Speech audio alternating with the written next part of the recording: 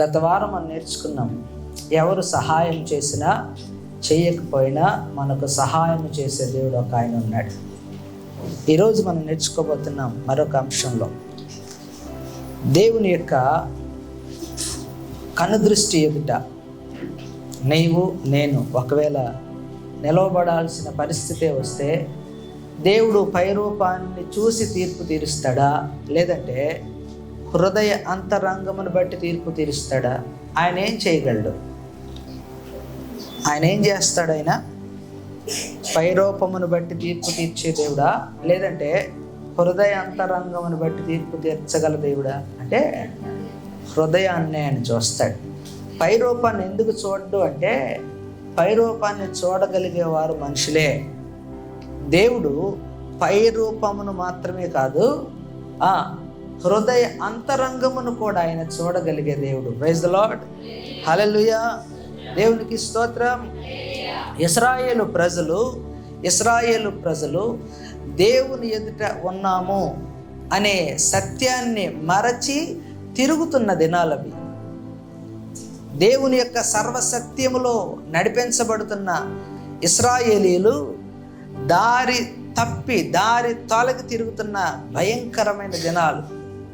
అవి భయంకరమైన దినాలు అని ఎందుకంటూ ఉన్నానంటే, ఏమండి, దేవుని యొక్క ప్రేమ వాత్సల్యాన్ని ఉపయోగించుకొని, అంటే ఆయన ప్రేమను పొందుకొని ఆయన యొక్క వాత్సల్యతను అనుభవించి దేవుడు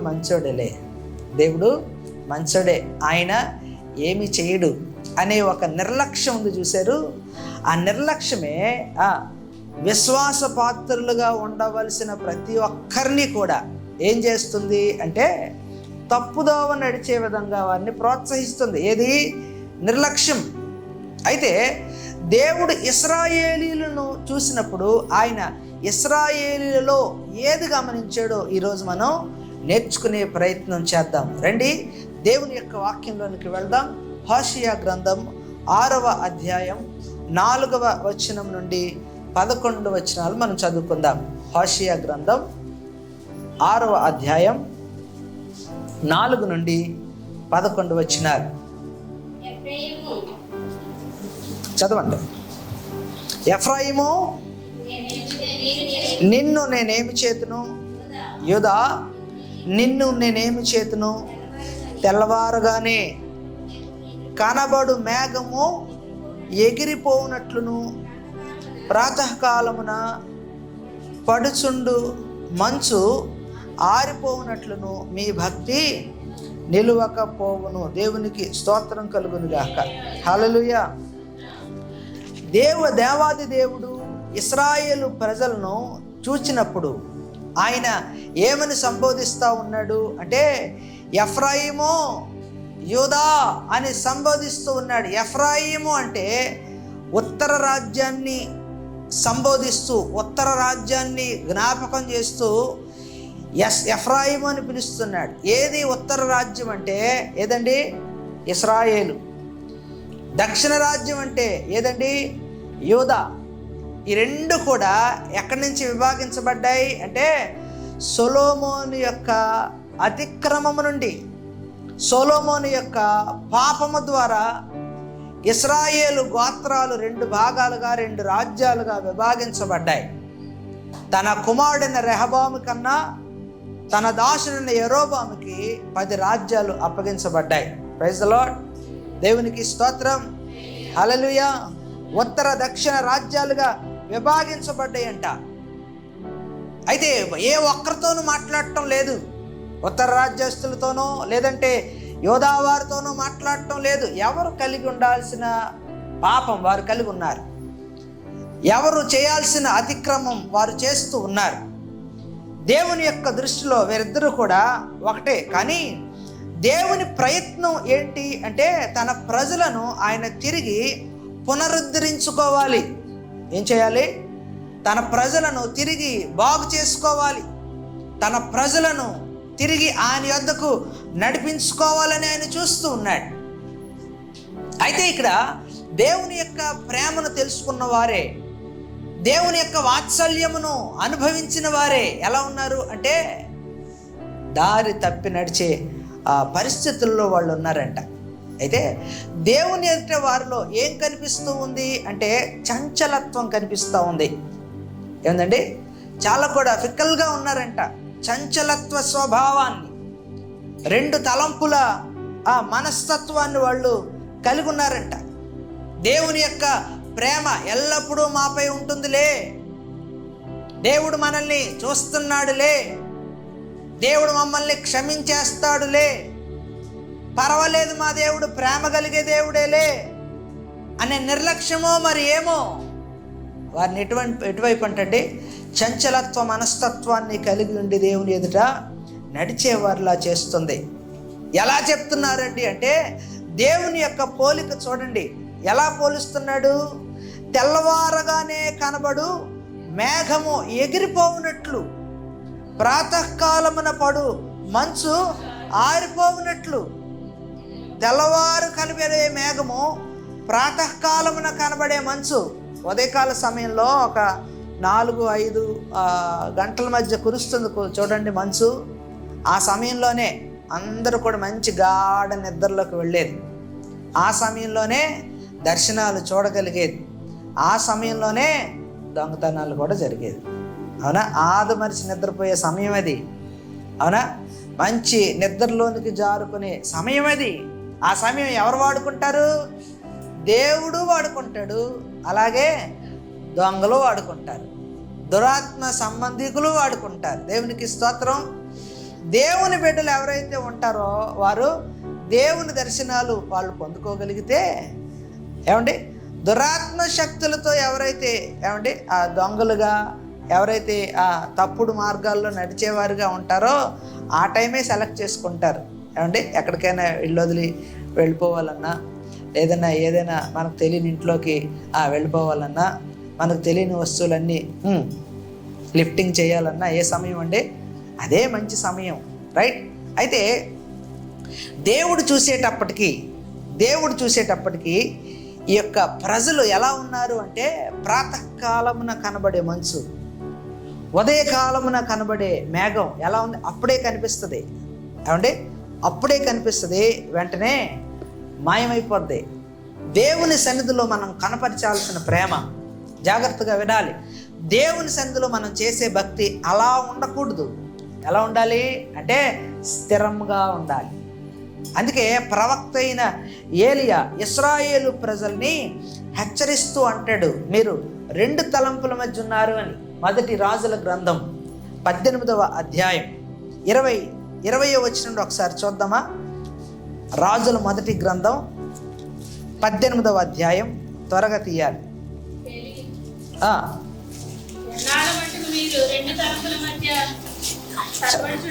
ఎన్నాళ్ళ మట్టుకు మీరు 2 తలంపుల మధ్య తడబడుచుందురు. యెహోవా దేవుడైతే ఆయనను అనుసరించుడి, బయలు దేవుడైతే అనుసరించుడని ఆ ప్రకటన చేయగా జనులు అతనికి ప్రత్యుత్తరముగా ఒక మాట అయినను పలుకకపోయిరి. దేవునికి స్తోత్రం. కర్మేలు పర్వతం మీద జరిగిన సన్నివేశం అంతా మనకు తెలుసు. ఏలియా ప్రవక్త దేవుని యొక్క ఆత్మ ప్రేరేపితుడై అక్కడున్న ఇశ్రాయేలు ప్రజల యొక్క వైఖరిని గ్రహించి చూస్తున్నవాడు. ఏలియా ప్రవక్త ఇశ్రాయేలు ప్రజల్ని చూసినప్పుడు అంటండి, ఇశ్రాయేలు ఎలా ఉన్నారట క్లియర్గా కనిపిస్తుందంట. 2 తలంపుల మధ్య. అంటే ఇటు రావాలనుకున్నా ఇటు వచ్చేయవచ్చు, లేదా అటే ఉండాలనుకుంటే అటు వెళ్ళిపోవచ్చు. మీకు అర్థమైందా? ఇటు రావచ్చు అయితే ఇటు, లేకపోతే అటు అంటూ ఉంటారు కదా. 2 పడవల మీద కాలు వేసి ప్రయాణం ఎంతో దూరం చేయలేము అని. సో వాళ్ళ యొక్క ఉద్దేశాలు అలాగే ఉన్నాయి, వాళ్ళ యొక్క తలంపులు అట్లనే ఉన్నాయి. ఏలి అంటున్నాడు కదా, జనులందరి దగ్గరకు వచ్చి ఎన్నాళ్ళ మట్టుకు మీరు 2 తలంపుల మధ్య తడబడుచుందరు. అంటే ఎటువైపు ఉండాలో నిర్ణయించుకోలేని స్థితి, దాన్నే ఏమంటారు అంటే చంచల స్వభావం. చంచల స్వభావం. ఎవరైనా మాట్లాడితే త్వరగా అటు తిరిగిపోవటం, లేదా ఇంకొకరు ఎవరైనా ఇద్దరు మాట్లాడితే అటు తిరిగిపోవటం అది సరైన విధానం కాదు. ఏది సరైన విధానం అంటే మనకంటూ ఒక అవగాహన ఉండాలి. ఏమండి, మనకంటూ ఒక స్థిరమైన మనస్తత్వం ఉండాలి, మనకంటూ ఒక ఉద్దేశం ఉండాలి. అవునా?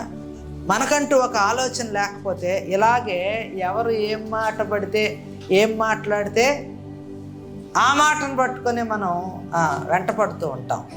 అది మంచి పద్ధతి కాదు, అది మంచి స్వభావం కానే కాదు. మనం దేవుని పిల్లలం, మన దేవుని సన్నిధిలో ఉండవలసిన వాళ్ళం. ఎలా ఉండాలి అంటే అయితే అటు లేకపోతే ఇటు. దేవుని ఆత్మ కూడా సంఘాన్ని హెచ్చరిస్తుంది కదా, నువ్వు ఉంటే చల్లగా ఉండు లేదా వెచ్చగా ఉండు. నీ క్రియలు నేను చూసినప్పుడు ఎలా ఉన్నావంటే అటు ఉండాలనిపిస్తున్నావు, అటు ఉండాలనుకుంటున్నావు, ఇటు కూడా ఉండాలనుకుంటున్నావు. దేవుడు కావాలంటున్నావు, లోకము కావాలంటున్నావు. దేవుని యొక్క సన్నిధిలో గడపడం నీకు ఇష్టం అంటున్నావు, నీకు నచ్చినట్టుగా బ్రతకాలనుకుంటున్నావు. దేవుని యొక్క ఇష్టాన్ని గౌరవించాలనుకుంటున్నావు, నీ ఇష్టాలను నెరవేర్చుకోవాలనే ఆలోచన నీకు కలిగి ఉన్నావు. దేవుని సన్నిధిలో ప్రార్థన చేస్తున్నావు, కానీ దేవుని చిత్త ప్రకారంగా నీ ప్రార్థన లేదు, నీ ఇష్ట ప్రకారంగా నువ్వు ప్రార్థన చేస్తూ ఉన్నావు. దేవుని సన్నిధిలో గడపాలనుకుంటున్నావు, కానీ నీ మనసు ఎక్కడో ఉంచుకొని వస్తూ ఉన్నావు. ఏమంటే ఇలాంటి చంచల మనస్తత్వం, చంచల స్వభావం, చంచల వ్యక్తిత్వం ఎంతో కాలం నిలవలేదు, ఎంతో కాలం మనల్ని స్థిరంగా నడిపించలేదు. ప్రతి ఒక్కరికి కూడా ఏముంటుంది అంటే ఒక వ్యక్తిత్వం చిన్నప్పటి నుంచే ఉంటుంది. ఆ వ్యక్తిత్వాన్ని బట్టే అంటే సమాజంలో మనకి ఏముంటుందంట గౌరవం. అయితే ఎప్పుడూ ఒకేలా ఉంటుందా అంటే లేదండి. చాలామంది మార్చుకున్నవారు ఉన్నారు, చాలామంది మారిన వారు ఉన్నారు. మొన్నే ఎవరో ఒక వీడియో పంపించారు, అందులో ఆయన సాక్షి చెప్తుంటాడు, నేను సైకోని కానీ ప్రభు నన్ను మార్చుకున్నాడు. ఒకవేళ నేను గనక మారకపోతే ఎంతోమంది పాస్టర్స్ని నేనే చంపేద్దును, ఎంతోమంది సంఘానికి వెళ్తున్న వారిని నేనే హింసించేద్దును, అంత మూర్ఖుణ్ణి. కానీ దేవుడు నన్ను మార్చుకున్నాడు. ఈరోజు నేను దేవుని ప్రేమను తెలుసుకున్నాను, దేవుని యొక్క ఆ గుణగణాలు నేను అలవర్చుకునే ప్రయత్నంలో నేనున్నాను. ఇప్పుడు నా గతమంతా కూడా ఇది చేదు, నా గతమంతా చీకటి, నా గతమంతా భయంకరం. కానీ ఇప్పుడు నాకు చాలా నెమ్మదిగా ఉంది, నాకు సమాధానంగా ఉంది. నా జీవితంలో ఒక గురిని ఇప్పుడు నేను కలిగి ఉన్నాను. ఆ గురిని ఏర్పాటు చేసింది ఎవరో తెలుసా? దేవుడే. ఏమంటే ఇంకా అనేక మంది సాక్ష్యాలు ఉన్నాయి. యూట్యూబ్లో మనం చూస్తే బోల్డ్ అన్ని సాక్ష్యాలు ఉన్నాయి. నేను ఒకప్పుడు నేను డ్రగ్ డీలర్ లేదా డ్రగ్స్కి నేను బానిస అయిపోయిన వాడిని, సిగరెట్లకు బానిస అయిపోయేవాడిని, మందుకు బానిస అయిపోయిన వాడిని. నా పేరైతే జానే, కానీ నా క్రియలన్నీ కూడా ఏమంటే అలా లేవు, అన్ని లోక సంబంధమైన క్రియలే. కానీ నా మనస్సును నేను మార్చుకొని దేవుని సన్నిధిలో నేను స్థిరపడ్డాను. Praise the lord. దేవుని ఉద్దేశం కూడా అదే. మీరు అటు ఇటు రెండు తలంపుల మధ్య ఉండద్దు. వెచ్చగా ఉండండి లేదా చల్లగా ఉండండి, అలా ఉన్నా ఎలా ఉన్నా నాకు ఇబ్బంది లేదు, కానీ నులివెచ్చగా ఉంటేనే. Praise the Lord. కాబట్టి మన దేవుని సన్నిధికి వస్తున్నాము అంటే మనల్ని మనం ఏం చేయాలి అంటే సంస్కరించుకుంటూ ఉండాలి, మనల్ని మనము మార్చుకుంటూ ఉండాలి, మనల్ని మనము దేవుని యొక్క సన్నిధిలో ఆయనకు అనుకూలంగా మనల్ని మనము నిలబెట్టుకుంటూ ఉండాలి. ఇశ్రాయేలీలు ఇక్కడ ఏం చేశారు అంటే ఈ యొక్క ఏలియా మాటల ద్వారా వాళ్ళు ఆలోచనలో పడ్డారు.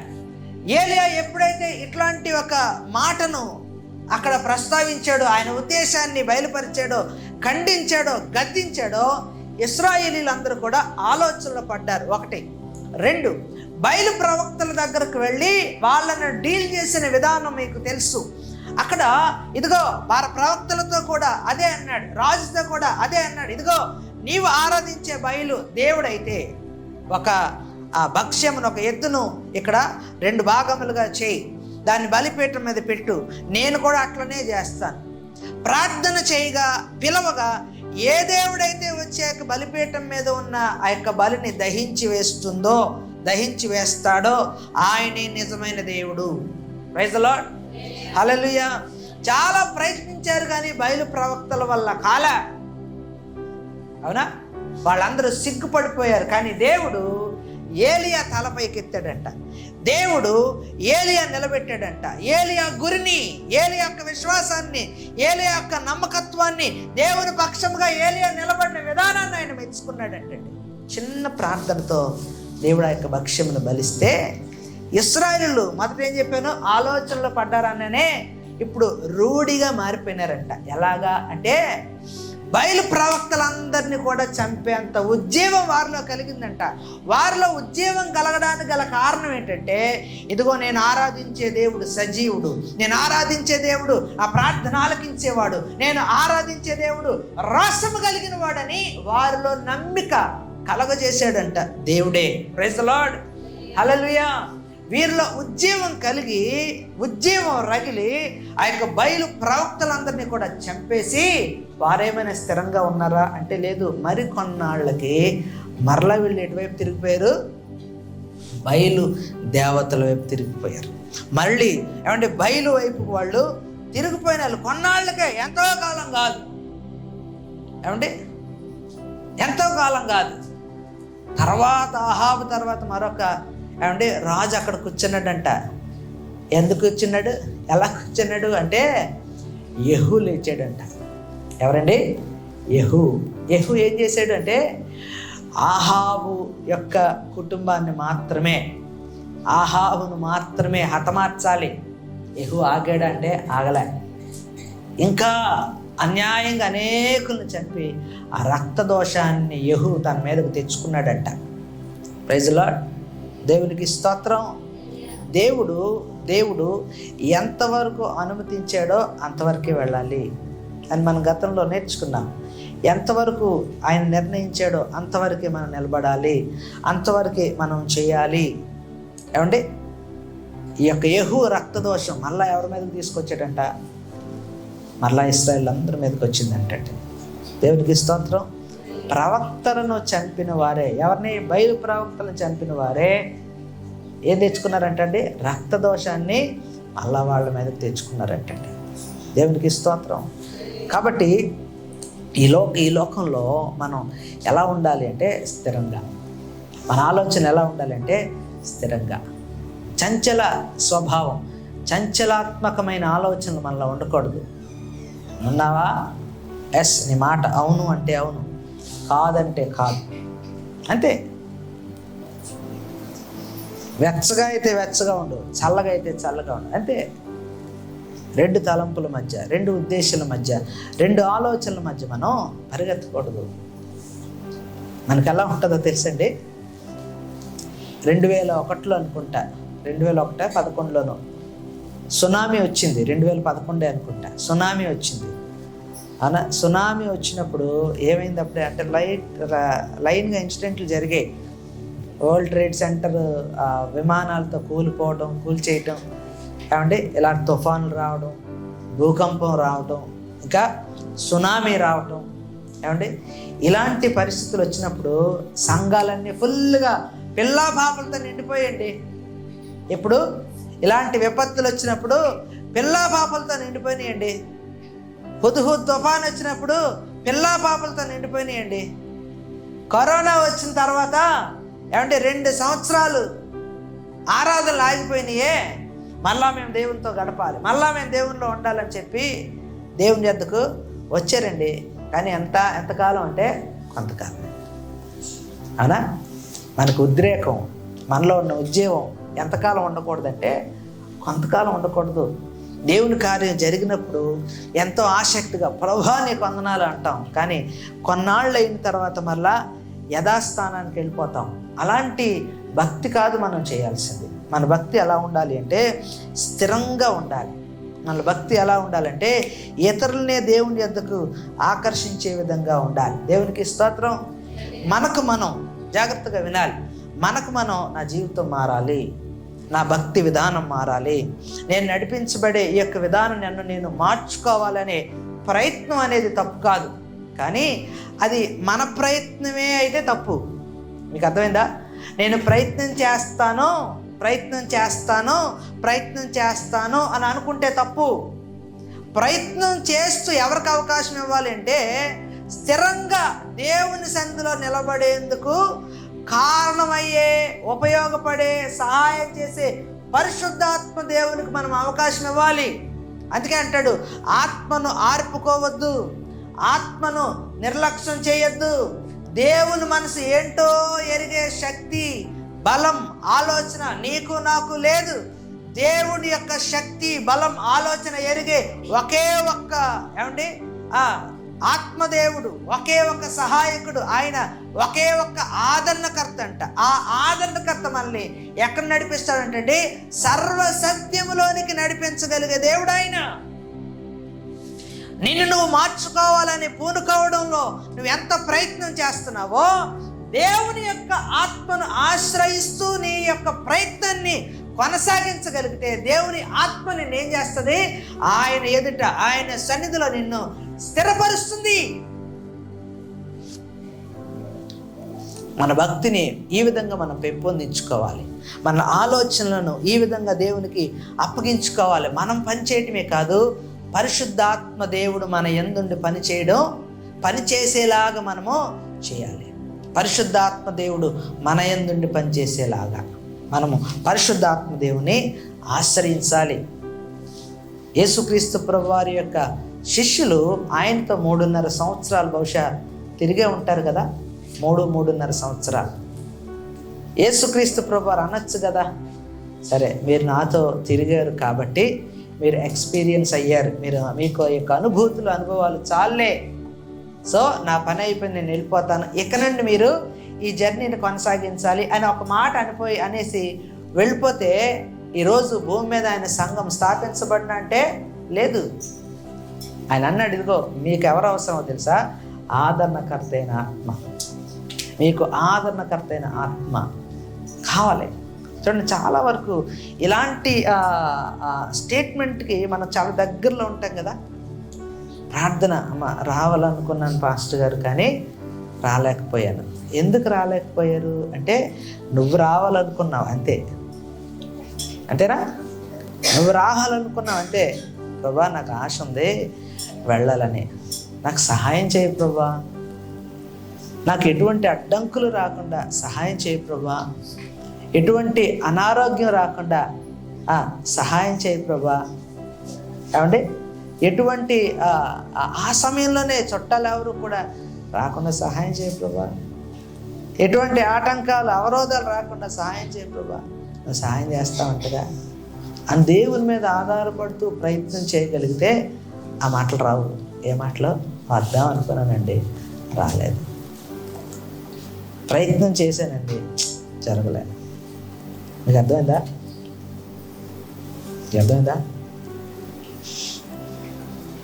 ఎవరైనా మీ ఇంటికి వస్తానని రాకపోతే మీరు ఫీల్ అవుతారా అవరా? చెప్పండి, ఫీల్ అవుతారా అవరా? ఎందుకు ఫీల్ అవ్వాలి? వాళ్ళు రాకపోతే ఏమైనా నోట్ల కట్టలేమైనా తేడం మానేస్తారనా? కాదు, వాళ్ళు వస్తారని ఏం చేస్తారు? సిద్ధపరుస్తారు. ఏం సిద్ధపరుస్తారంటే కష్టపడి ఇల్లంతా ఊడ్చేస్తారు, తడిబట్ట పెట్టేస్తారు, శుభ్రంగా హాల్ సర్దుతారు, బెడ్రూమ్లు సర్దుతారు, డస్ట్ అంతా క్లియర్ చేస్తారు, కిచెన్ అంతా క్లియర్ చేస్తారు. వాళ్ళు వస్తారని గుమగుమలాడే పిండి వంటలు, ఏమంటే రుచికరమైన వంటలన్నీ కూడా వాళ్ళ కొరకు సిద్ధపరుస్తారు. నీకు ఇష్టమైనది చేశామండి, రే నీకు ఇష్టమైనది చేశానురా, నీకు ఇష్టమైనది చేశానమ్మా, నువ్వు వస్తావని. నువ్వు రాకపోవటం వల్ల ఇదంతా వేస్ట్ అయిపోతుంది. ఎవరు తింటారో కుక్కకు వేసేస్తానులే అనరు, ఆ మాట అనరు. అవునా? వస్తే బాగున్ను అని ఏదో చిన్న ప్రేమలో ఉండే చిన్న నిరుత్సాహం. దేవుని ఉద్దేశాలు కూడా అయ్యే. మనకు మనం వస్తాం అనుకుంటాం, కానీ మనకు మనం ఏదైనా దేవుని కొరకు చేద్దామనే ప్రయత్నం చేస్తూ ఉంటాం, కానీ అది సఫలం అవ్వకపోవడానికి గల కారణం ఏంటంటే దేవుని మీద ఆధారపడి చేయకపోవటమే, దేవుని ఆశ్రయించి జరిగించకపోవటమే. దేవునికి స్తోత్రం, హల్లెలూయా. సౌలు సక్సెస్ అవ్వలే, అవునా? సౌలు స్థిరపడలేకపోయాడు, కానీ దావీదు దగ్గరికి వచ్చేటప్పటికి స్థిరపడ్డాడు. ఏంటి వ్యత్యాసం? సౌలుని అభిషేకించింది సౌలుని అభిషేకించమన్నది దేవుడే, దావీదుని అభిషేకించమన్నది దేవుడే. దేవుని ఉద్దేశం ఏమైనా రాంగ్ అయిందంటారా? దేవుని తలంపులో దేవుని ప్రణాళిక ఏదైనా రాంగ్ అయిందంటారా అంటే లేదండి. దేవుని ఉద్దేశానికి తగినట్లుగా, ఏమంటే దేవుని యొక్క ఉద్దేశాన్ని తగినట్లుగా ఎవరు లేరంట? సౌలు లేడు. దేవుని తలంపుకు తగినట్లుగా, దేవుని ప్రణాళికకు తగినట్టుగా సౌలు లేడు. సౌలు ఆలోచన లేవు. సౌలు ముందు ఎంతగానో తగ్గించుకున్నాడు. జాగ్రత్తగా వినాలి ఈ మాట. సౌలు ముందు ఎంతగానో తగ్గించుకున్నాడు. అయ్యా, నేను దానికి పాత్రుడను కాను, అసలు నేను రాజేంటి, నేనేంటి అన్నాడు మునుపు. కానీ రాజ్య అధికారం, ఆ యొక్క అధికార దాహం సౌలుని ఏం చేసిందంటే దావీదునే హతమార్చేందుకు ప్రేరేపించింది. Praise the Lord. దావీదుని ఎలాగైనా చంపాలి, దావీదుని ఏ విధంగానైనా హతమార్చాలి అని దావీదు మీద ద్వేషం పెంచుకున్నాడు సౌలు. అలాంటి భ్రష్టత్వానికి అప్పగించింది దేవుడు కాదు, సౌలు యొక్క అతి, సౌలు యొక్క స్వార్థం, సౌలు యొక్క తొందరపాటుతనం. దేవునికి ఇవ్వాల్సిన ప్రాధాన్యత సౌలు రాజుగా మారిన తర్వాత ఇవ్వలేకపోయాడు. దేవునికి స్తోత్రం. ఎవరి సౌలు ఎలా అంటాడు? ఏం చేసేది సౌలు అంటే, ముందంతా మనం బాగానే ఉంటాం. నీకు అర్థమైందా? ముందంతా మనం బాగానే ఉంటాం, కానీ రాను రాను ఏమైపోతూ ఉంటామంటే దేవునికి దూరం అయిపోతాం. రాను నీకు అర్థమవుతుందా? ముందు మన విశ్వాసం బాగానే ఉంటుంది, ముందు మన భక్తి బాగానే ఉంటుంది, ముందు మన యొక్క ఆలోచనలన్నీ బాగానే ఉంటాయి, కానీ రాను ఏమైపోతామంటే దేవుని ప్రణాళికకు మనం దూరంగా జరిగిపోతాం ఉంటాం. రైట్? కాబట్టి చంచలత్వం, అస్థిరమైన మనస్సు మనం కలిగి ఉండకూడదు. దేవుని సన్నిధిలో మనల్ని మనం వృద్ధి చేసుకునే విధంగా మనం పరిశుద్ధాత్మకు లోబడి, పరిశుద్ధాత్మకు మొదట విధేయులై దేవుని యొద్దకు రాగలిగితే దేవుడు మనల్ని అంగీకరిస్తాడు. దేవుడు మనల్ని ఆయన యొక్క మహిమార్థమై నిలబెట్టుకుని వాడుకుంటాడు. రెండవదిగా ఇశ్రాయేలీలో దేవుడు గమనించింది ఏంటో మనం చూద్దాం. దాని కింద చదువుదాం, చూడండి. 6వ అధ్యాయం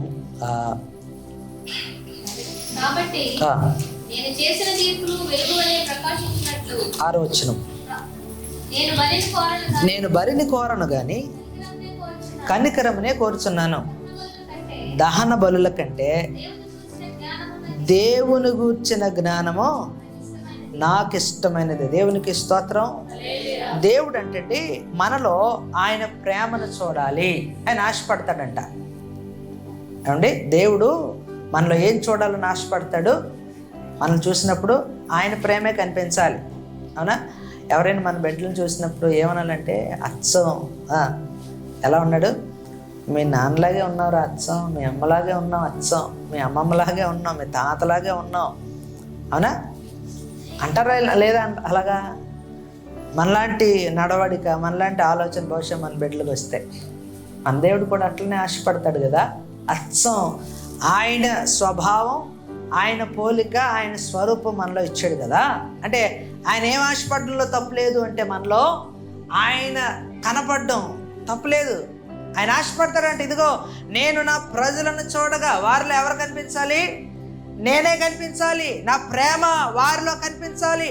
నేను వారిలో నా ప్రేమను చూడాలి.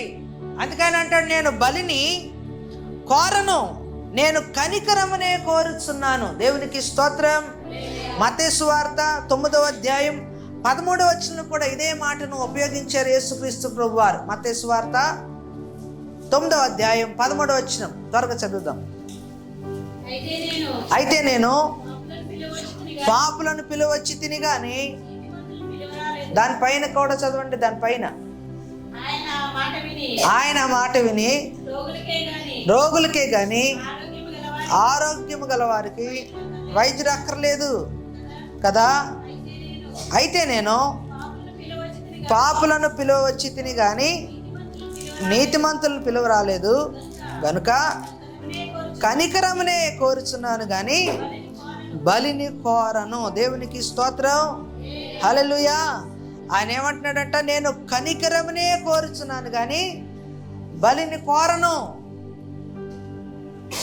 బలి ఇచ్చే విషయంలో, బలి ఇచ్చే క్రమంలో చూడండి, ఆ కసాయివాడు అంటారు వాడిని. ఎవరు? కత్తితో నరికేవాడిని ఏమంటారు? కసాయివాడు. ఎందుకంటారు కసాయివాడని? కనికరం ఉండదు. అది చక్కగా బుల్లి మేక గొర్రె పిల్ల అరుస్తూ ఉంటుంది, కనికరం ఉండదు. ఎంత మంచి మాట అన్నారో. మటన్ తినడం మానేస్తున్నారేంటి? చికెన్ తినడం మానేస్తున్నారా?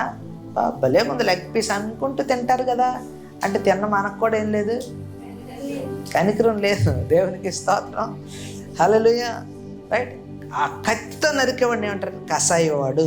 ఎందుకంటే వాళ్ళలో ఏం లేదు, అస్సలు జాలి లేదే, అస్సలు కనికరం లేదే. ఏమంటే అనవసరంగా చంపేస్తున్నాడే. దేవుడు కూడా ఏమంటే అలాగ అనవసరంగా ఏమంటే మనకు అలాంటి మనస్సు పుట్టడానికి గల కారణం ఆయనే. ఎందుకంటే ఆయనలో ఏమంటే కసాయితనం లేదు, కర్కశత్వం లేదు, ఆయనలో ఎటువంటి ఉగ్రత లేదు. ఆయన ప్రేమమయుడంతే. లోకమును ఎంతో ప్రేమించే దేవుడు ఆయన. మరి అదేంటండి నరకం అంటున్నాడు? ఏమండి నరకం ఎందుకు ఆయన కలుగజేశాడు? నరకం ఎందుకు కలుగజేశాడు? పాతాళం ఎందుకు కలుగజేశాడు అనొచ్చుగాక. ఆయన మాట వినకపోతే ఏమంటే ఆయన పంపించట్లేదు. ఆయన మాట వినకపోతే ఆటోమేటిక్గా వెళ్ళిపోతారు. ఏమంటే నరకం అంటే ఏం పిలుస్తుంది? నాశనం ఏం పిలుస్తుంది? రమ్ము రమ్ము, రా రా అని పిలుస్తుందంట. అవాహయామి అని పిలుస్తుందంట. దేవునికి స్తోత్రం, హల్లెలూయా. అందుకే అంటాడు కదా, ఇరుకు మార్గమును కనుగొనవారు కొందరే, ఆకర్షితులయ్యేవారు దేనికి ఆకర్షితులు అవుతారంటండి? విశాల నాశనమునకు పోవు మార్గము చాలా విశాలంగా ఉంటుందంట. ఎలాగా? చాలా ఆకర్షణీయంగా ఉంటుందంట, చాలా చూపునకు రమ్యముగా ఉంటుందంట. లోతుకి అబ్బో చాలా బాగుంది, పచ్చగా ఉంది, సమృద్ధిగా ఉంది, ఎక్కడ చేసినా సస్యశ్యామలం అనుకున్నాడు లోతు. అక్కడికి వెళ్తే కానీ తెలియలే, ఇక్కడికి వచ్చి పడ్డానంటే నేను. ఎవరి సెలక్షన్ అది? దేవుడు ఆప్షన్ ఇచ్చాడు, అబ్రహాం ఆప్షన్ ఇచ్చాడు, నాన్న నీకేం కావాలి, ఎట్టి వెళ్ళాలనుకుంటున్నావు వెళ్ళు అని. దేవుడు కూడా మనకే ఆ యొక్క ఆప్షన్ ఇస్తూ ఉన్నాడు. నీకే జీవితం కావాలి, నీకు ఎలాంటి బ్రతుకు కావాలి? ఏమంటే నాకు చాలా ఫన్ ఉండాలి, నా లైఫ్లో ఫన్ ఉండాలి, కిక్ ఉండాలి. ఏమంటే నాకు కిక్ ఉండాలి, నాకు ఫన్ ఉండాలి, ఎప్పుడు ఎగ్జైట్మెంట్ ఉండాలి. నేను బైక్ డ్రైవ్ చేస్తే చేతులతో పట్టి డ్రైవ్ చేయకూడదు, పైకి వీల్ లేపి ఒక 200 స్పీడ్లో నేను వెళ్ళాలి, అప్పుడే నాకు కిక్. ఏమంటే ఇవన్నీ కూడా సినిమాలు చూసి చూడగా కలిగే విపరీతమైన ఆలోచనలు. ఏమన్నా స్టంట్ మాస్టర్లు చేస్తారు సినిమాలలో, స్టంట్ మాస్టర్లు చేస్తారు. వాళ్ళు చాలా సుశిక్షితులుగా వాళ్ళు ట్రైనింగ్ అవుతారు. యాక్సలరేషన్ ఎంత ఇవ్వాలి, ఎంత ఎగ్జాస్టింగ్ ఇవ్వాలి, ఎంత పవర్ ఇవ్వాలి, ఏమంటే ఆ యొక్క సీసీకి, ఆ యొక్క బైక్ యొక్క సీసీకి ఎంత పవర్ ఇస్తే దాన్ని ఆ యొక్క వీల్ పైకి లెగుస్తుంది, ఎలా డ్రిఫ్టింగ్ చేయాలి, అవన్నీ కూడా చాలా ట్రైనింగ్ తీసుకుంటారు. అంతే ప్రొటెక్షన్. వాళ్ళు ఉపయోగించే జాకెట్ కాస్ట్ ఇంచుమించు 1,00,000-2 లక్షలు ఉంటుంది. వాళ్ళు అలా పడగానే ఏమైందంటే లోపల వాళ్ళు చాలా ప్రొటెక్టివ్గా వెళ్తూ ఉంటారు. అలాగే కార్స్లో వెళ్ళేవారు కూడా చాలా ప్రొటెక్టివ్గా వాళ్ళు వెళ్తూ ఉంటారు. వాళ్ళని చూసి మనం రోడ్ల మీద మనం విరగబడితే ఏమైంది? ఇరిగేవి మన బోన్సే. వాళ్ళు హ్యాపీగా ఉంటారు. అందుకంటే don't try this at your home అంటారు. దేవునికి స్తోత్రం. ఏం చెప్తున్నానంటే దేవుడు ఎవరికి నచ్చిన జీవితాన్ని జీవించమని ఆయన విడిచిపెట్టేశాడు. ఎందుకంటే కంట్రోల్ చేస్తూ వెళ్తూ ఉంటే వీళ్ళు దేవునికే వ్యతిరేకంగా తిరుగుబాటు చేసే విధంగా తయారయ్యారు ఇశ్రాయేలీయులు. అందుకే వారి హృదయ కాఠిన్యానికి వాళ్ళని విడిచిపెట్టేశాడు. కాబట్టి ఈరోజు మనము రక్షించబడ్డాం. దేవునికి స్తోత్రం, హల్లెలూయా. కాబట్టి దేవుడంట కనికరాన్నే కోరే దేవుడు. ఆయన బలిని కోరే దేవుడు కాదు. ఆయన మనస్తత్వం ఏంటంటే ప్రేమించటం, ఆయన మనస్తత్వం ఏంటంటే సమకూర్చుకోవడం, ఆయన మనస్తత్వం ఏంటంటే రక్షించుకోవడం, ఆయన మనస్తత్వం ఏంటంటే ఆయన రాజ్యానికి ఏ విధంగా నడిపించాలా అని ఎదురు చూడడం.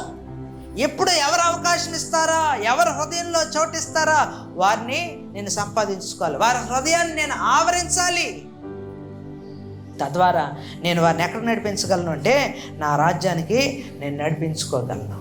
దేవునికి స్తోత్రం. ఆయన కనికరం నువ్వు పొందుకోవాలని ఆశపడుతున్నావా? ఆయన ప్రేమను పొందుకోవాలని నువ్వు కోరుకుంటున్నావా? అయితే ఈరోజు ఆయనకు అవకాశమే, ఆయన నీ యందు పనిచేసే అవకాశమే, ఆయనను రక్షించే అవకాశమే. ఆయన అంటాడు కదా, ఇదిగో నేను పాపులనే ప్రేమించడానికి వచ్చాను, పాపులనే రక్షించడానికి వచ్చాను, నీతిమంతులను కాదు. ఆరోగ్యవంతుడికి అవసరం లేదు వైద్యుడు, అనారోగ్యవంతుడికి కావాలి. ఈ లోకంలో ఏమంటే దుష్ట శిక్షణ శిష్ట రక్షణ అనే స్లోగన్ బహుశా ఉండొచ్చు గాక. దుష్టుల్ని శిక్షించేవాడు పోలీసుడు అవుతాడు, కానీ దేవుడు ఎందుకు అవుతాడు? అవునా? చట్టం ఏం చేసిందంటే తప్పు చేస్తే శిక్షించింది, కానీ దేవుని ప్రేమ అలా కాదు. తప్పు చేసిన వాడిని సంరక్షించి సరిదిద్ది సరిచేసి సుశిక్షితుల్ని చేసి దేవుని మహిమార్థమే నిలబడాలే చేసింది. అది దేవుని ప్రేమ. ఈరోజు ఆ దేవుని ప్రేమను పొందుకోవడానికే మనం ఈ భక్తి చేస్తున్నాం, ఆ దేవుని ప్రేమలో నిలవబడడానికే మనం ఈ భక్తి చేస్తూ ఉన్నాం. అంతే తప్ప మతపరమైన మత సంబంధమైన సాంప్రదాయాలను, లేకపోతే ఒక పద్ధతిను, లేకపోతే దాన్ని ఏమంటారంటే ఒక భక్తి విధానం, ఆ యొక్క విధానాలన్నీ కూడా మనల్ని ఎటువైపుకి నడిపిస్తాయి అంటే నామకార్థ స్థితికి నడిపించేస్తాయి. దేవునికి స్తోత్రం. మనం ఒక సాంప్రదాయాన్ని కాదు అనుసరిస్తూ ఉన్నది, దేవుని ప్రేమను సంపాదించుకునే ప్రయత్నం మనం చేస్తున్నాం. ఈ ప్రయత్నంలో మనం ఏం విడిచిపెట్టాలి అంటే మనలో ఉన్న పాపాన్ని విడిచిపెట్టాలి. తిమోతిలకు రాసిన మొదటి పత్రిక 1వ అధ్యాయం 15వ వచనంలో అంటున్నాడు కదా, పాపులను రక్షించుటకు ఆయన ఈ లోకమునకు వచ్చెను అను వాక్యము నమ్మదగినది, పూర్ణాంగీకారమునకు యోగ్యమైనదని అంటున్నాడు. కాబట్టి దేవుని ప్రియబిడ్డలారా, ఆయన ఈ లోకానికి ఎందుకు వచ్చాడు అంటే పాపులుగా ఉన్న వారిని రక్షించడానికి. నాలో పాపం లేదు అని చెప్పేవాడు ఎవడు లేడు ఆయన ఎదుట. అందరూ అంతటా పాపము చేసి దేవుని యొక్క మహిమను పొందలేని వారుగానే ఉన్నారు. దేవునికి స్తోత్రం, హల్లెలూయా. కాబట్టి దేవుని ప్రేమ లేని బలులు నాకు వద్దంటున్నాడు. నీవిచ్చే బలిలో ఏముండాలి అంటే దేవుని ప్రేమ ఉండాలి. బలి క్రమం అనేది ఏంటంటే నన్ను నేను మార్చుకుంటాను, నేను మరలా ఈ పాపం జోనికి నేను వెళ్ళను అని తీర్మానించుకొని చేసే ప్రక్రియ బలి ఇవ్వటం. అందుకే అంటే నీ పొట్టేళ్ల రక్తం నాకు అవసరం లేదు. ఏమండి, ఆయనకి ఏమిచ్చి మనం ఆయనను సంతోషపెట్టగలం? విస్తారమైన వేలాది నదులంత విస్తారమైన తైలం ఆయనకి ఇచ్చి సంతోషపెట్టగలమా? ఆయన సంతోషపరుస్తుందా అంటే లేదు. పొట్టేళ్ల రక్తం సంతోషపరుస్తుందా? లేదు. దేవుడు చూసేది రక్తము కాదు, అర్పణ కాదు. దేవుడు చూసేది ఏంటంటే మన హృదయంలో ఉండే ఆయన ప్రేమ, మన హృదయంలో ఉండే ఆయన లక్షణాలు. ఆయన మనల్ని చూసినప్పుడు మనలో ఆయన మాదిరి, ఆయన స్వారూప్యం కనబడాలి. అది కనబడనంత కాలం ఎంత భక్తి చేసినా, ఎంత ఉపవసించినా, ఎంత కన్నీరు కార్చినా ఆ భక్తి వృధా. ఎందుకు పనికిరాదు ఆ భక్తి? నువ్వు దినాలు లెక్కేసుకోవద్దు. ఇన్ని సంవత్సరాలు నేను అయింది రక్షించబడి, ఇన్ని రోజులు నేను ఉపవాసం లెక్కేసుకోవద్దు. దేవుని యొక్క దృష్టికి 1000 సంవత్సరాలు ఒక్క దినంతోనే సమానం. మరి ఎన్ని సంవత్సరాలు మనం 1000 సంవత్సరాలు బతుకుతామా? 1000 సంవత్సరాలు బ్రతకలమా? ఎవరు బ్రతికారు? 969 సంవత్సరాలు మెతుషెలా బ్రతికాడు. బైబిల్లో ఎక్కువ కాలం బ్రతికినవాడు భూమి మీద 969 సంవత్సరాలు బ్రతికాడు మెతుషెలా. ఆయన దృష్టిలో మెతుషెలా మరి ఎన్ని సంవత్సరాలు బ్రతికినట్టు, ఎన్ని రోజులు బ్రతికినట్టు? ఒక్కరోజే. కానీ నువ్వు అంటావు నేను 40 రోజులు ఉపవాసం ఉన్నాను, నువ్వు అంటావు నేను 20 రోజులు ఉపవాసం ఉన్నాను, నువ్వు అంటావు నేను 40 సంవత్సరాలు అయింది ప్రభుని తెలుసుకుని. ఏం లాభం, ఏం ప్రయోజనం? దేవుని ప్రేమ నీలో లేదు. ఏం ప్రయోజనం? దేవుని యొక్క స్వారూప్యం నీలో కనిపించడం లేదు. ఏం ప్రయోజనం? నీలో ఆయనకు ఉండాల్సిన మాదిరి ఇతరులు కనిపించలేకపోతా ఉన్నావు అంటే నువ్వు చేస్తున్న భక్తి ఎలాంటిదో ఒకసారి ఆలోచించుకో. అందుకంటాడు మనము భక్తి చేయలేము, మనము పరిశుద్ధాత్మకు మనల్ని మనం అప్పచెప్పుకుంటే ఆయన చేయిస్తాడంట. ఏంటి? ఆయన చేయిస్తాడు. ఎలాగ దేవుని సన్నిధిలో భక్తి చేయాలో. అమ్మా ఇలా కాదు, ఎలా భక్తి చేయాలంటాడు? విరిగి నలిగిన హృదయంతో. చూడండి, మార్కు సువార్త 12వ అధ్యాయం 30వ వచనంలో అంటాడు. చదవండి ఒకసారి ఆ మాట ఎవరైనా. మార్కు సువార్త 12వ అధ్యాయం 30వ వచనం. నీవు నీ పూర్ణ హృదయంతో, నీ పూర్ణ ఆత్మతో, నీ పూర్ణ వివేకంతో, నీ పూర్ణ బలముతో నీ దేవుడైన ప్రభువుని ప్రేమింపవలెనను అనునది ప్రధానమైన ఆజ్ఞ. దేవునికి స్తోత్రం, హల్లెలూయా. ఇదేంటంట? ఆజ్ఞ. ఏది ఆజ్ఞ? పరిశుద్ధాత్మ దేవునికి నిన్ను నువ్వు అప్పగించుకోవడం అనేది. ఏది ఆజ్ఞ? పరిశుద్ధాత్మ ద్వారా మాత్రమే నడవబడగలమనేది. ఏది ఆజ్ఞ? దేవుని యొక్క మాటకు లోబడడం అనేది ఆయన ఆజ్ఞ. ఆయన ఆజ్ఞను అతిక్రమిస్తే మనం ఏం చేసిన వారం అవుతాం? పాపం చేసిన వాళ్ళం అవుతాం. పాపం కలిగి ఉంటే పాపమునకు వచ్చే జీతం మరణం. ఇప్పుడు మనం చేస్తున్న ఇలాంటి భక్తి నిత్య జీవం వైపుకు నడిపిస్తుందా లేకపోతే మరణం వైపుకు నడిపిస్తుందా? చెప్పండి, మీకు అర్థమయ్యి ఉంటుంది కదా. చెప్పండి. అంటే మనం చేసే భక్తి చాలా గొప్పగా నేను చేస్తాను భక్తి శబాష్ అంటామా? అలాగ అనుకోవడానికి లేదు. ఆ ధనవంతుడికి ఉన్న పరిస్థితి ఏంటో మీకు తెలిసిన నరకంలో. లాజరుకున్న పరిస్థితి ఏంటో తెలుసు దేవుని యొక్క రాజ్యంలో. Praise the Lord. ధనవంతుడు జీవించలేకపోయాడంట, దేవుని సంపాదించుకోలేకపోయాడంట. కానీ లాజరు దేవుని సంపాదించుకోగలిగాడు. లాజరు దేవుని హృదయాన్ని గెలుచుకోగలిగాడు. సుంకరి దేవుని హృదయంలో ఆ యొక్క ఒక ఆలోచనను రేకెత్తించగలిగాడు. దేవుని యొక్క ప్రేమను పొందుకోగలిగాడు. ఈరోజు నువ్వు నిలబడిన స్థలం, ఈరోజు నువ్వు మోకరించిన చోటు శుభ్రంగా ఉందా, ఏమంటే శుభ్రంగా లేదా అని చూసుకోవటం కాదు. ఇది ప్రత్యేకమైనది కాదా, ఇది పరిశుద్ధమైనదా కాదా అని చూసే ముందు, దేవుని యొద్దకు వెళ్ళే ముందు మన హృదయం ఎలా ఉంది. అందుకే మత్తయి సువార్త 6వ అధ్యాయం అంటాడు, నువ్వు మొదట నీ అర్పణ తీసుకుని వచ్చినప్పుడు నువ్వు చేయాల్సింది ఏంటంటే ఎలాంటి అర్పణ తీసుకొస్తున్నానని కాదు. ఎందుకంటే అలాంటి అర్పణ కనుక నువ్వు తీసుకుని వస్తే బహుశా కయ్యనులాగా నువ్వు ఫెయిల్ అయిపోవచ్చు. నిన్ను ఫెయిల్ చేయడం నాకు ఇష్టం లేదు. నువ్వు ఫెయిల్ అయితే ఏం జరుగుతుంది అంటే నష్టమే, అవునా? కయ్యను ఫెయిల్ అయ్యాడు. ఏమైంది అంటే అసూయ పెంచుకున్నాడు, అసహనంగా ఉన్నాడు. తన తమ్ముడైన హేబేలును చూసినప్పుడల్లా అదే గుర్తొచ్చింది. హేబేలును చూసినప్పుడల్లా హేబేలుతో మాట్లాడినంత కాలం కూడా కోపంతో ఉగ్రతతో రగిలిపోయాడు కయ్యను. వన్ ఫైన్ డే నేను వీడి ముఖం చూస్తే నాకు అదే గుర్తొస్తుంది, ఎలాగైనా వీడు నా ముందు ఉండకూడదని చెప్పి చంపేసాడు. ఏం తెచ్చుకున్నాడు అంటే రక్త దోషం. కయ్యను తెచ్చుకున్నాడు. కాబట్టి దేవుడు మనల్ని అలాగ దోషులుగానో పాపులుగానో అయిపోతామేమో అని ఒక ఆప్షన్. అమ్మా నువ్వు వచ్చినప్పుడు ఇది తీసుకొని వచ్చావు, బాగానే ఉంది. ఇదిగో నీ విన్నపాలు ఇలా ఉన్నాయి, బాగానే ఉంది. కానీ మొదట నువ్వు చేయాల్సింది ఇది కాదు. నువ్వు చేయాల్సింది ఏంటంటే నీ సహోదరులతో సమాధానం. లేకపోతే నీ మీద ఒక తప్పు మోపాల్సిన పరిస్థితి వస్తుంది. ఆ తప్పు కనుక మోపితే ఏమంటే అది తీర్పు వైపుకే నడిపిస్తుంది తప్ప దేవుని యొక్క కనికరాన్ని పొందుకునే దాని వైపుకి నేను నడిపించదు. కాబట్టి ఈరోజు ఒక రకమైన ఆలోచన నీలో ఇప్పుడు పుట్టించవచ్చుగాక. దేవుని ఆత్మకు నేను లోబడాలి, ఎంతవరకు లోబడకపోతే. దేవుని ఉద్దేశాలకు నేను లోబడాలి, ఎంతవరకు లోబడకపోతే. ఎలాంటి ఆలోచనలు ఇప్పుడు పరిగెడతానే నాకు తెలీదు, ఎలా ఆలోచిస్తున్నావు నాకు తెలీదు, దేవుని వాక్యాన్ని ఎలాగ నువ్వు తీసుకుంటున్నావు నాకు తెలీదు. ఈ సమయంలో కూడా మన దేవుని ఎదుటే ఉన్నామనే సత్యాన్ని గ్రహించాలి. ఈ సమయంలో కూడా మనల్ని దేవుడు ఇశ్రాయేలును చూసినట్లుగానే మనల్ని చూస్తున్నాడనే సత్యాన్ని గ్రహించాలి. ఈ స్థలంలో, ఈ సమయంలో నీ ఆలోచనలు ఎట్టు పరిగెడుతున్నాయి?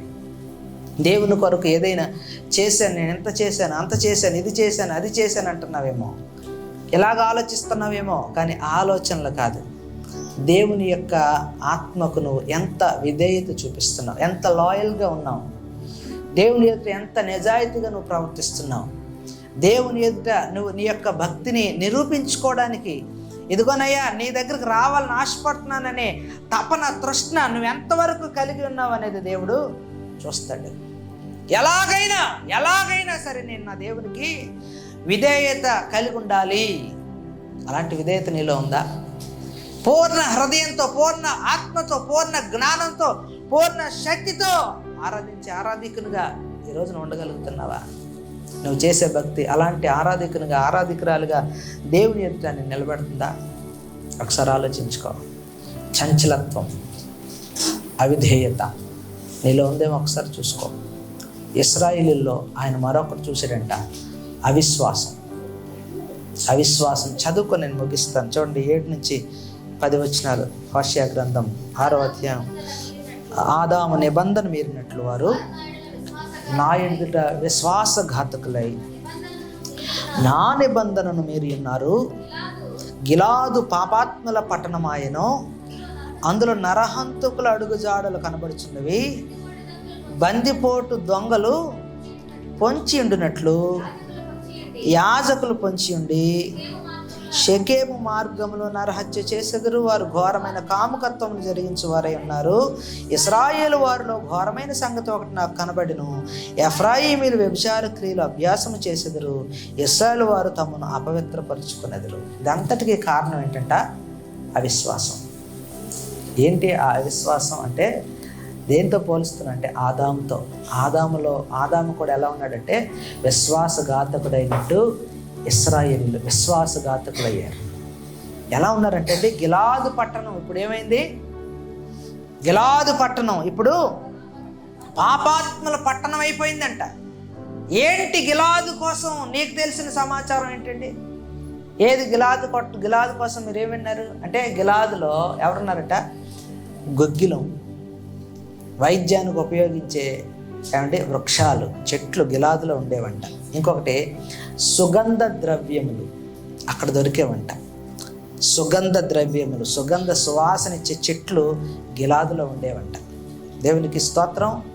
యోసేపుని ఎవరు కమ్మేశారండి?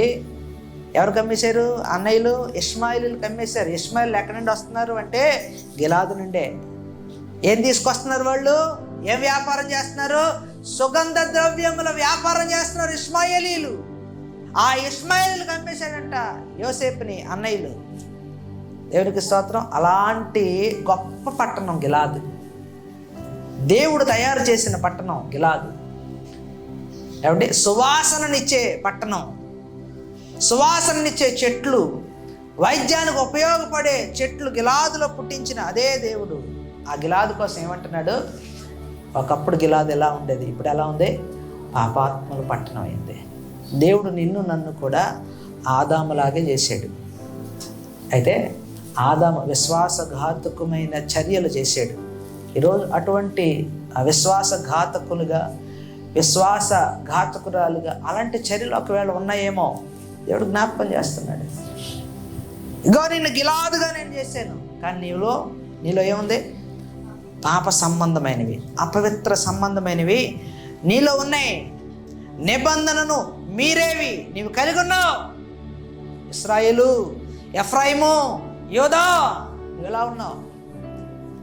ఈరోజు అదే దేవుడు నిన్ను అడుగుతున్నాడు, నీలో విశ్వాస సంబంధమైన ఉన్నాయా, లేదంటే విశ్వాసఘాతకుడిగా నువ్వు మిగిలిపోతున్నావా? అవునా? దేవుడి కోసం దేవుడు గొప్పగా గర్వంగా చెప్పుకునేవేవైనా నీలో నాలో ఉన్నాయా? ఉండాలా వద్దా? మన శబాష్ అనే విధంగా దేవుడు ఉండాలి అని అంటాడు మోషేతో. మోషే కోసం, మోషే నా ఇల్లంతట్లో చెప్పుకోవడానికి మోషే జీవితంలో కొన్ని అంశాలు ఉన్నాయి. చెప్పుకోవడానికి దావీదు జీవితంలో కొన్ని అంశాలు ఉన్నాయి, చెప్పుకోవడానికి యోసేపు జీవితంలో కొన్ని అంశాలు ఉన్నాయి, చెప్పుకోవడానికి అబ్రహాము జీవితంలో కొన్ని అంశాలు ఉన్నాయి, చెప్పుకోవడానికి గిద్యోను లాంటి వాళ్ళల్లో కొన్ని అంశాలు ఉన్నాయి. చెప్పుకోవడానికి నీళ్ళు ఏమన్నాయా? ఏమన్నాయా? మనుషులు కాదు, దేవుడు చెప్పుకోవడానికి ఏమన్నాయా? విశ్వాసం వైపు నడిపించేవి. నా కుమారుడు, నా కుమార్తె అని గర్వించదగ్గ విషయాలు ఏమైనా నీలో ఉండాలా వద్దా? ఖచ్చితంగా ఉండాలి. అలా లేకపోతే దేవుడు మళ్ళీ అవకాశం ఇచ్చాడు మనకే. ఏంటో తెలుసా? అలాంటి దేవుడు దేవుడు గర్వించే విధంగా మన జీవితాన్ని ఎందుకు మార్చుకోకూడదు? దేవుడే గొప్ప చేసే విధంగా మన బ్రతుకులు, ఆలోచనలు ఎందుకు మార్చుకోకూడదు? మన వైఖరి ఎందుకు మార్చుకోకూడదు? మన వ్యక్తిత్వం ఎందుకు మార్చుకోకూడదు? మన తలంపులు, ఉద్దేశాలు, నడవడికలు ఎందుకు మార్చుకోకూడదు? దేవుడి కన్నా మనకి ఇవన్నీ, మన అహం గొప్పదా? దేవుని కన్నా మన యొక్క గర్వం గొప్పదా? దేవుని కన్నా మన పంతాలు గొప్పవా? దానివల్ల ఎక్కువగా మేజర్గా నష్టం జరిగేది ఎవరికి తెలుసా? మనకే. నా దేవుడు ఎలాగైనా నన్ను గుర్తించాలి అని రోజు నువ్వు ఆశపడితే కనుక దేవుని సంతోషపెట్టేవి ఏవైనా చేయడానికి ప్రయత్నం చేయి. దేవుణ్ణి మహింపరిచేందుకు, దేవుణ్ణి ఘనపరిచేందుకు, దేవునికి మహిమార్థంగా ఉండే క్రియలు ఏవైనా ఉండేలాగా ఏదో ఒకటి చేయి దేవుని కోసం. ప్రభు, నేను మరణించేలోపు నీకు మహిమార్థమైన పాత్రగా నేను జీవిస్తానయ్యా. అవునా? మనం బ్రతికున్నప్పుడు ఎవరో నా కోసం చెప్పుకోవాలని కోరుకోవద్దు. మనం మరణిస్తామే, సమాధి పెట్టిలో పెట్టబడతామే, అప్పుడు చెప్పుకోవాలా? మంచి జీవితం జీవించాడు. పాస్టర్ ప్రవీణ్ గారు బ్రతుకున్నంత కాలం చాలామందికి ఆయన తెలియదు, కానీ ఆయన చనిపోయిన తర్వాత, చంపబడిన తర్వాత ఎంతమంది చెప్పుకున్నారు? అవునా? బ్రతుకున్నప్పుడు మన కోసం ఎవరో ఏదో చెప్పుకోవాలని ఆశించవద్దు. అది కాదు సాక్ష్యం సంపాదించుకోవడం. మనం చనిపోయిన తర్వాత అయినా మన కొరకు సాక్ష్యం చెప్పుకోకపోయినా పర్లే, పలానా వ్యక్తి వల్ల ఇలా ఉన్నాను, పలానా విశ్వాసం వల్ల నేను ఇలా బలపడ్డానని చెప్పుకోగలిగితే చాలు. అది చాలా దేవుని యొద్ద మన చోటును, స్థానాన్ని సంపాదించుకోవడానికి. దేవుడు చూసినప్పుడు మనలో ఏం కనిపించాలి అంటే విశ్వాసఘాతకమైనవి కాదు, విశ్వాస పాత్రమైనవి. దేవునికి స్తోత్రం. ఆఖరిగా ముగిస్తాను. ఇవన్నీ చూసిన దేవుడు ఇశ్రాయేలు ప్రజల్ని విడిచిపెట్టేస్తాడా? చెప్పండి. ఇవన్నీ చూసిన దేవుడు ఎవరిలో గమనించాడంట? ఇశ్రాయేలు ప్రజల్లో చంచలత్వాన్ని చూశాడు, ఇశ్రాయేలు ప్రజల్లో అవిధేయతను చూశాడు, ఇశ్రాయేలులో విశ్వాసఘాతకమైనవి చూశాడు. ఇన్ని చూసిన దేవుడు వారిని ఏం చేయాలి? విడిచిపెట్టేయాలి. కానీ ఆయన విడిచిపెట్టట్లే. ఏమంటున్నాడు చూడండి, ఆఖరిగా ముగించుకుందాం. చెరలోనికి వెళ్ళిన నా ప్రజలను నేను తిరిగి రప్పించినప్పుడు ఓ యూదా, అతడు నీకు కోతకాలం నిర్ణయించును. ఎవరు? జాగ్రత్తగా వినాలి. చెరలో నుండి విడిపించాడంటే ఎవరిని? నా ప్రజలు నేను విడిపించాను. విడిపించిన తర్వాత విడిపించబడిన వారు ఎలా ఉండాలి అంటే, ఇదిగో కోతకాలం అనే ఆ ఘట్టము మన జీవితంలో ఉంది, తీర్పు అనేది ఉంది అని గుర్తించగలిగే వారిగా ఉండాలి. అవునా? చెరలో ఉన్నంత కాలం నాథా సత్యస్వరూపి, ఎంతకాలం అయ్యా మమ్మల్ని విడిపించకుండా ఉంటావు? ఎంతకాలం అయ్యా మమ్మల్ని చూడకుండా ఉంటావు? అవునా? అన్న ప్రతి ఒక్కరు కూడా ఏం గ్రహించాలంట? చెరలో నుంచి విడిపించిన తర్వాత, చెరలో నుంచి విడిపించిన దేవునికి నేను నమ్మకంగా ఉండాలి. నాలో ఇక చంచలత్వం ఉండకూడదు, నాలో అవిధేయత ఉండకూడదు, నాలో విశ్వాసఘాతకమైనవి నాలో ఉండకూడదు. అవి ఉండటం వల్లే చెరలోకి వెళ్ళాను. వాటిని విడిచిపెట్టుకొని నేను దేవుని వైపు చూశాను. నాకు విడుదల వచ్చింది, నాకు సమాధానం వచ్చింది, నాకు స్వేచ్ఛ వచ్చింది, స్వతంత్రం వచ్చింది. నా జీవితాంతం నేను ఇక నుండి నా దేవునికి సాక్షిగా నేను బ్రతుకుతాను. నా దేవుని ఉద్దేశాలను గౌరవించి బ్రతుకుతాను. నా దేవునికి లోబడి బ్రతుకుతాను. దేవునికి నచ్చనివి, ఆయనకు మెచ్చనివి నాలో కూడా లోబడి బ్రతుకుతారని చెప్పి దేవునికి విధేయులవుదాం. దేవునికి ఇష్టపూర్వకంగా జీవించే ప్రయత్నం చేద్దాం. దేవునికి నచ్చే బ్రతుకు, దేవుడు మెచ్చే బ్రతుకు ఏమంటే బ్రతకడానికి ఇష్టపడదాం, కష్టపడద్దు. ఎందుకంటే దేవుడు నన్ను ప్రేమించే దేవుడు. చెప్పండి అందరూ, దేవుడు నిన్ను నన్ను ప్రేమించలేదు. ఎంతకాలం ప్రేమిస్తాడు? జీవితాంతం, సదాకాలము నా దేవుడు. చెప్పండి, సదాకాలము నా దేవుడు నన్ను ప్రేమిస్తాడు, చెరలో నుండి విడిపిస్తాడు. ఆయన నన్ను వెతికి వచ్చిన నా రక్షకుడు, నా విమోచకుడు సజీవుడు. నేను నా దేవునికి నా మరణ పర్యంతం నమ్మకస్తునిగా, నమ్మకస్తురాలుగా ఉందునని దేవుని సాక్షిగా నేను ప్రమాణం చేస్తున్నాను. దేవునికి స్తోత్రం. నీ ఆలోచనలను తప్పిపోకు, నీ తలంపుల్లోంచి తప్పిపోకు, నీ ఉద్దేశాలను తప్పిపోకు. మన గురంతా ఒకటే, మన లక్ష్యం అంతా ఒకటే. ఏంటి? ఇప్పుడు దేవుని రాజ్యము వస్తే మనం ఎక్కడికి వెళ్ళాలి? ఎక్కడికి వెళ్ళాలి? దేవుని రాజ్యానికి వెళ్ళాలి. నేను దేవుని రాజ్యంలో ఉండాలి అని అందరైతే ఆశపడుతున్నారో వాళ్ళందరూ కళ్ళు మూస్తారో చిన్న ప్రార్థన చేసుకుందాం. మహాపరిశుద్ధ మహాగరుడ జీవాధిపతి జీవముగల మా యేసయ్య, ఈ పరిశుద్ధ నామమునకు లెక్కలేని వందనాలు. నాలో మాలో ఏ చంచలత్వమైనను, అవిధేయతైనను, అవిశ్వాసమైనను ఉండకుండా, విశ్వాసఘాతకమైన చర్యలేవి ఉండకుండా అయా సదాకాలం నీ రాజ్యం వచ్చే వరకు నీతో పాటు నిలిచి ఉండే ధన్యత నాకు, మాకు నీ పరిశుద్ధాత్మ దేవుని ద్వారా అనుగ్రహించి నడిపించమని వ్యర్థమైన ప్రతి మాట మంత్ర హృదయాల్లో ఫలింపు చేయండి. యేసు అతి శ్రేష్టమైన నామం అడిగి పొందుకుని మా పరమ తండ్రి.